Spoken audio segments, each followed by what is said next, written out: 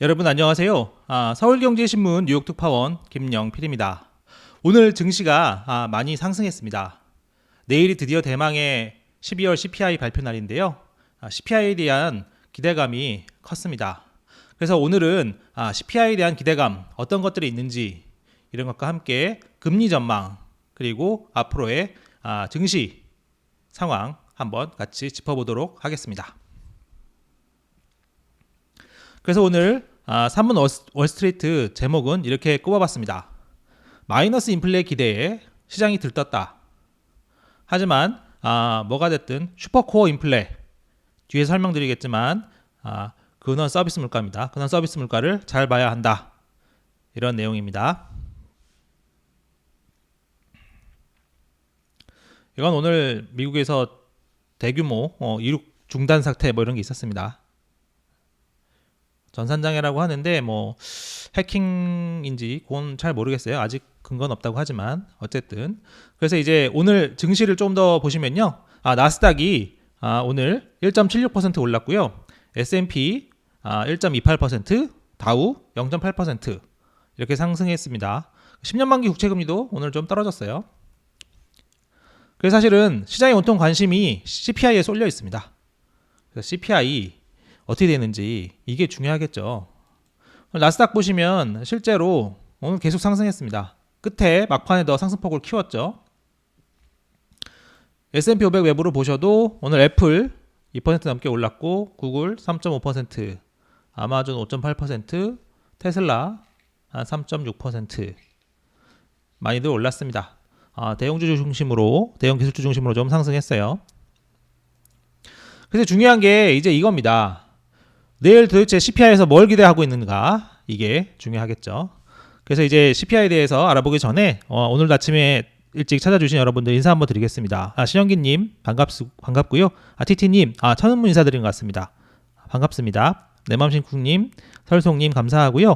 이신의 막내님 예 저도 처음 뵙는 것 같습니다. 감사하고요. 저희가 계속 그 생방송 폼질 개선을 위해서 계속 지금 뭐 준비하는 것들이 있습니다. 앞으로 좀 이제 포맷도 좀 맞출 거고 하니까 앞으로도 많이 찾아주시기 바랍니다. 박형웅님 감사하고요. 그래서 CPI 제가 조금 한번 정리를 한번 해봤습니다. 자 보시죠. 이게 오늘 이제 제가 CPI 전망치를 블룸버그 통신 단말기에 다시 한번 조회해봤거든요. 중요한 게 이 부분입니다. 전년 대비 6.5% 헤드라인이죠. 그래서 7.1%인 11월보다 감소할 것이다. 중요한 게 이제 전월 대비 수치. 오늘 조금 이제 월가에서 관심을 가졌던 게 이 전월 대비 수치입니다. 이게 원래는 0.0% 전망이었거든요. 근데 이제 뭐 하루새 또한 마이너스 0.1%로 내려갔어요. 이 마이너스 0.1% 전월 대비 마이너스라는 얘기는 최근 흐름의 인플레이션이 감소하는 추세다. 이런 의미를 갖습니다.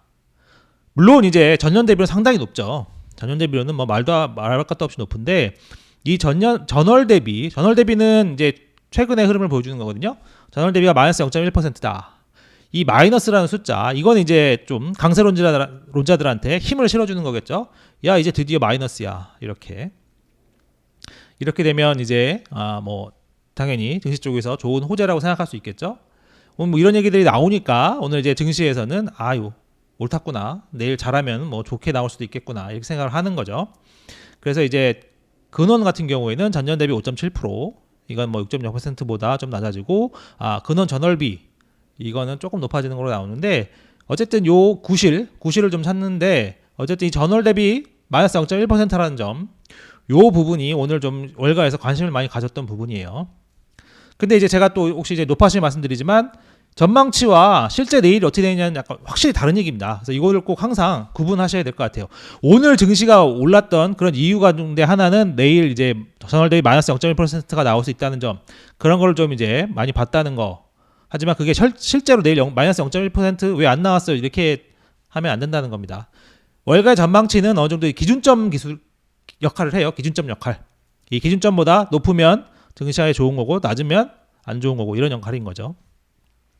물론 딱 맞을 때도 있습니다. 하지만 어쨌든 기준점 역할을 한다는 거 알고 계시면 되고, 그래서 이제 전월 대비가 오늘 시장에서 이제 관심을 좀 끌었다는 거. 요거 좀 보시면 재밌죠. 네. 작년 7월에 조 바이든 미국 대통령이 제로 인플레이션이다. 그때 전월 대비 0.0% 나왔거든요. 물론 전년 대비가 워낙 높기 때문에 이때도 문매를 많이 맞았어요. 아니 전년 대비 뭐 엄청나게 숫자가 나오는데 이게 무슨 소리냐. 하지만 바이든 대통령은 이걸로 이제 중간 선거에도 좀 써먹기도 하고 그랬습니다. 인플레이션이 뭐 제대로 가고 있다는 식으로. 어쨌든 이런 그 근거가 될 수 있다는 거죠. 강세론자들에게 그런 부분이 있었다. 그리고 오늘 시장에서는 마이너스 0.1% 기대감이 커졌다. 그런 부분. 그래서 조금 더 보시면 전망치 최고값이 0.3% 높게 나올 수도 있는 겁니다. 그러니까 충분히 낮게는 마이너스 0.3%까지 나와요. 폭은 한 0.6%포인트 크죠. 어쨌든 기관별로 보면 CT 뭐 0%, JP모건 증권 0%, 뱅크 오브 아메리카 마이너스 0.1, 골드만삭스 마이너스 0.1, 제프리스 증권사죠 마이너스 0.1, 블룸버그 이코노믹스 이런 데는 마이너스 0.2%를 보고 있습니다. UBS 증권도 마이너스 0.2%. 그러니까 이제 전월 대비 마이너스가 완전 뭐 허황된 뭐 이렇게 뭐 중소 금융사에서 얘기하는 건 아니고 좀 큰 곳에서도 이렇게 분명히 보고는 있다. 그렇게 참고하시면 될 것 같아요. 다시 한번 말씀드리지만 월가 전망치는 기준점이 되는 것이지 꼭 그렇게 숫자가 나와야 되는 건 아닙니다. 그렇게 나올 수도 있겠지만. 근데 이제 조금 더 재밌는 게 그래서 이제 오늘 CNBC를 아침에 좀 보다 보니까 CNBC에서 이제 좀 그런 걸 내놨어요. 스테이트 스트리트라고 뭐 민간 기관입니다. 여기서 이제 개별 좀 이제 자기네들이 집계하는 자기네들이 보는 이제 물가 지수 뭐 이런 거 수치를 가지고 전망치를 내놓는데 여기 밑에 한번 사진을 한번 같이 보실게요. 사진 잘 보이실지 모르겠는데 이게 잘 보시면 이게 파란색이 스테이트 스트리트 여기에서 전망한 물가 수치고 요 빨간색이 CPI 실제 CPI 수치입니다. 그래서 이제 스테이트 스트리트 이 파란색은 먼저 내놓거든요. 이게 하이 프리퀀시 데이터라고 해서 뭐 실생활에서 바로바로 좀 더 나오는 거. 어제도 말씀드렸지만 CPI나 PCE는 시간을 두고 뭐 한 달가량 두고 되게 뒤늦게 나오기 때문에 그런 거 말고 바로바로 집계할 수 있는 것들 그런 것들을 이제 가지고 집계하는데 이 트렌드가 비슷하잖아요. 경향성이 비슷한데 요 파란색이 보면 여기 구태가 이제 2023년 1월쯤인데 확 내려가고 있잖아요. 확 내려가고 있습니다. 그래서 이제 CNBC에서 이걸 두 개를 비교하면서 그래서 이 스테이트가 과거에 좀 CPI와 경향성이 좀 비슷했다. 근데 최근에 이렇게 급락하고 있다. 마이너스 쪽으로 급락하고 있고 실제로 여기 내려간 부분이 보이죠? 마이너스 밑으로. 그러니까 이제 CNBC에서도 일부 애널리스트들은 마이너스를 기록할 수도 있다고 본다. 그런 내용을 전했습니다. 그러니까 이제 두 가지죠. 크게 보면 블룸버그 이코노믹스 자료에서 이제 블룸버그 단말기에 이제 집계치 각종 월가 금융사 집계치 이게 어쨌든 중앙값이 전월 대비 마이너스 나왔다는 것 그리고 스테이트 스트리트 요거에 이제 자료를 보니까 마이너스일 수도 있겠다. 그래서 이제 오늘 증시가 좀 그런데 또 힘입어서 좀 더 반응을 한 거겠죠. 하지만 이제 어쨌든 더 좋을 수도 있지만 나쁠 수 있다는 점 이거 항상 같이 보셔야 됩니다. 그리고 지금은 여전히 절대 수치가 높다는 거 이게 좀 되게 중요하겠습니다.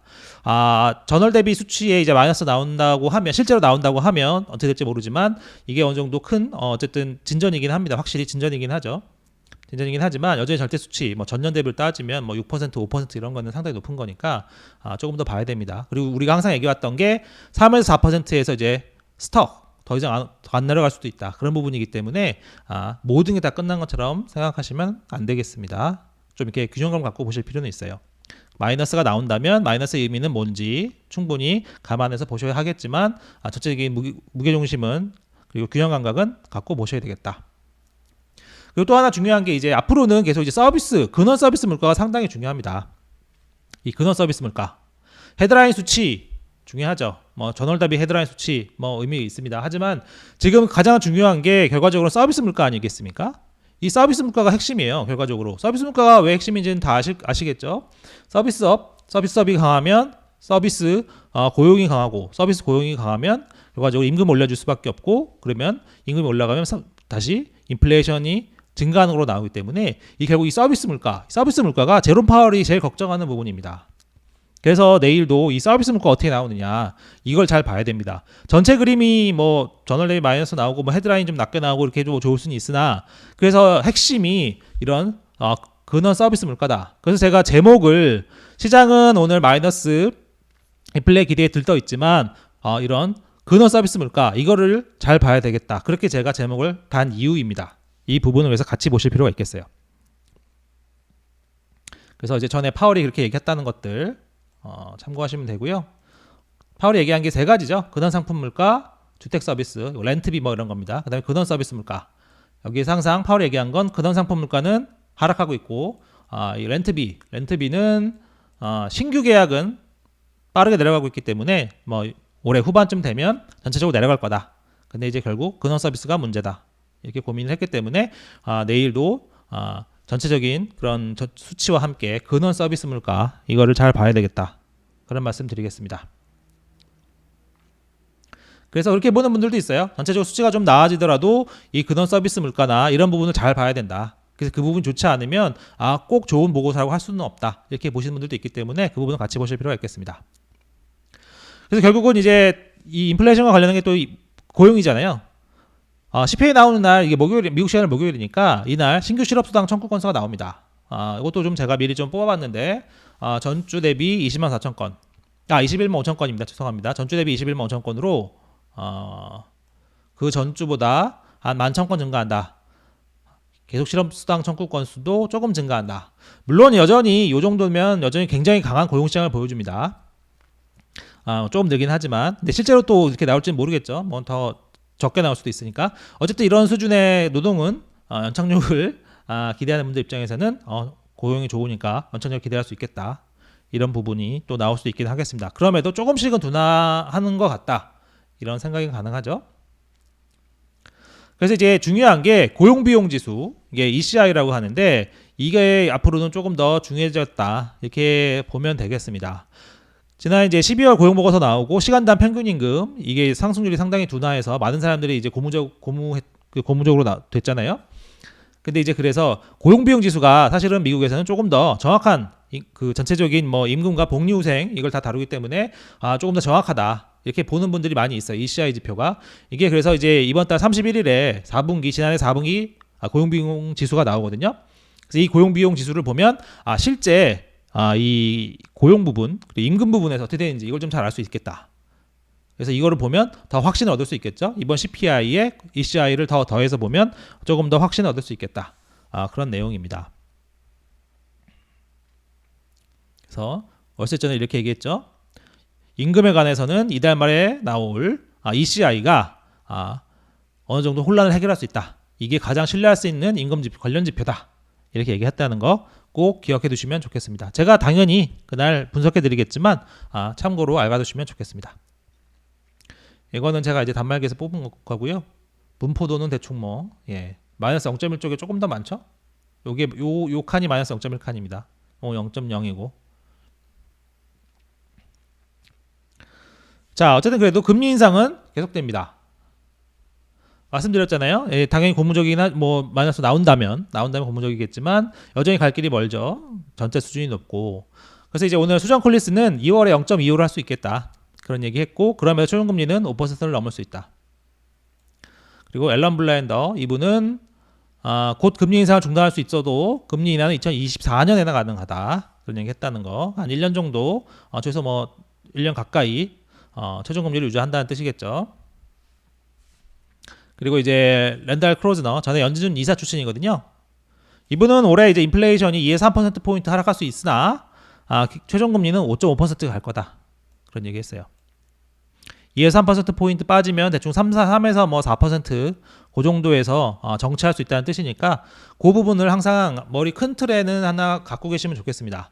인플레이션이 빨리 떨어지고 이렇게 한다고 하더라도 이제 3에서 4%에서 그게 이제 큰 허들이라는 점 항상 알고 계셔야 돼요. 그리고 이제 서비스 물가 부분 그걸 같이 봐야 된다.